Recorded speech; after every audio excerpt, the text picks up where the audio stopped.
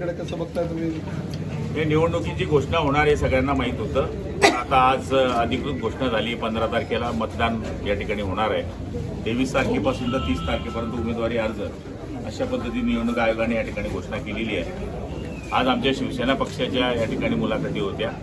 जवळपास 300 लोकांनी या ठिकाणी 19 प्रभागाकरता मुलाखती दिलेल्या आहेत. व आपण निवडणूक कशी लढणार आहे नेमकी? आता युतीमध्ये लढणार आहे की स्वतः सोबळावर? कारण कार्यकर्त्यांच्या मागण्या आहेत तुमच्या की सोबळावर लढली पाहिजे. हे बघा, सन्मानाने जागा वाटप झाल्या तर 100% आम्ही महायुतीने लढू.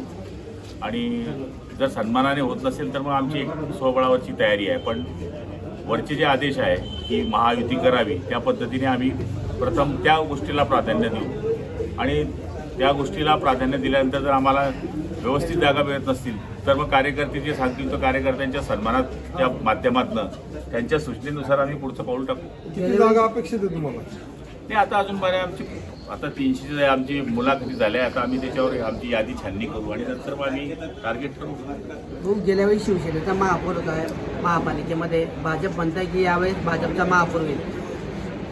हे बघा, गेल्या वेळेस पार्टनरशिप होती अर्धी. अर्धा ते दिवस त्यांचा होता, अर्धा दिवस आमचा होता. त्यामुळे अर्धा आता आम्हाला असं म्हणता येणार नाही. पण आमच्या काळामध्ये जी कामं झाली, त्यांच्या काळामध्ये जी कामं झाली त्याचा सुद्धा लेखोजोखा त्याला केला पाहिजे. पालकमंत्री म्हणून सुद्धा आपण शहरामध्ये असा काही विचार केला नाही की हा वार्ड कोणाचा आहे, हा भाजपचा आहे का शिवसेनेचा आहे काय. शहर म्हणून आपण विकासाची कल्पना डोक्यामध्ये ठेवली आणि जवळपास 150 कोटी रुपये आपण DPDC मधून या शहराला दिलेले आहेत. मुंबई महापालिकेसाठी ठाकरे बंधू एकत्र येऊन मराठी महापौर येईल मुंबईचा असं सांगितलं जाते. नेत्यांकडून अंबादास दानवे बोललेले आहेत. मराठी माणूस व्हायला पाहिजे ही आमची पण भूमिका आहे. ठाकरे बंधूंची युती होईल बहुतेक.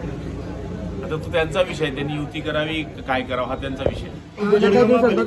संदर्भात आपली काही गिरीश प्राथमिक चर्चा झालेली आहे. हे बघा, राज्य लेव्हलवर सगळ्यांची चर्चा झालेली आहे. स्थानिक लेव्हलवर बी आम्ही त्यांच्याशी चर्चा करणार आहोत आणि त्यांच्याकडे आम्ही प्रस्ताव मांडू महायुतीचा. मला खात्री आहे वरती जे राज्यावर ठरेल, खाली पण ठरेल, सन्मानपूर्वक ठरलं तर निश्चितपणाने आम्ही युती करू. सन्मानपूर्वक म्हणजे नक्की काय? हे बघा, आता ते सगळं तुम्हाला कसं सांगू. जेव्हा जागा फुटतील तेव्हा सन्मान दिसेल. भाऊ प्रकाश आंबेडकरांचं वक्तव्य गेला का जे संतोष चर्चेमध्ये आहेत ते बोलले आहे की पुन्हा एकदा मुख्यमंत्री एकनाथ शिंदे होतील. हे बघा, प्रकाश आंबेडकर हे आपल्याला माहिती आहे की एक मोठे नेते आहे, बाबासाहेबांचे नातू आहेत. त्यांनी एकनाथ शिंदेच्या कामाबाबतीमध्ये पाहिलेला जी त्या 2.5 वर्षाची झलक आहे तर त्यांनाही वाटत असेल की पुढच्या काळामध्ये मुख्यमंत्री होतील.